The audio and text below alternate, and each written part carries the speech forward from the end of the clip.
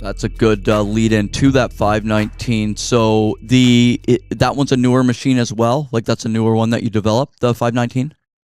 Yeah, that's our most recent addition that we launched, our 519. It's a compact telehandler, definitely a bit different than our existing or the rest of our TH range. When you look at the design features on that machine, just visually, you can tell it's a bit different. It's used in a lot of the same applications that the other telehandlers are used in, but it's also used in a lot of other applications that the larger machines aren't always used in. Sometimes they can be used in non-construction applications. They may be used in more of an urban setting, parking garages, things like that. Again, where the space is a bit more confined and you're maybe not always using the machine to pick and place loads.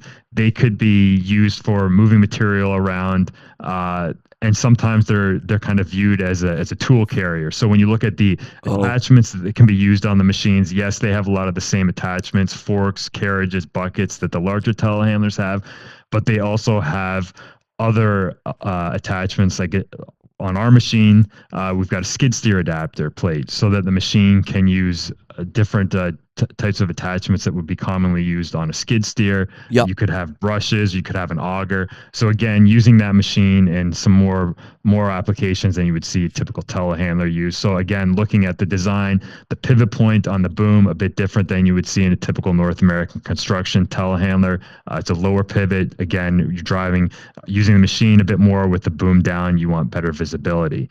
One of the other things that we have on our 519, you'll see a feature flex drive that we like to promote. What that's referring to is the ability to dial down the drive speed while keeping function speeds the same. So if you're using it again in a tighter space, you want to be able to creep from a drive standpoint, but you still want to have that same type of lifting functionality. Again, it's dialing back that drive speed, but not impeding the lifting and extending function. And then one of the most recent updates and additions that we had to our 519, I guess going back to talk about the different options and attachments, we've got the attachments, but we also have a variety of tire options as well. And one of the newest additions to the 519 is the availability of a turf tire option. So again, those machines being used on some non-construction sites, being used on grass, more sensitive areas where maybe you don't want to be tearing up the ground with an aggressive tire tread, the turf tire is a good alternative there.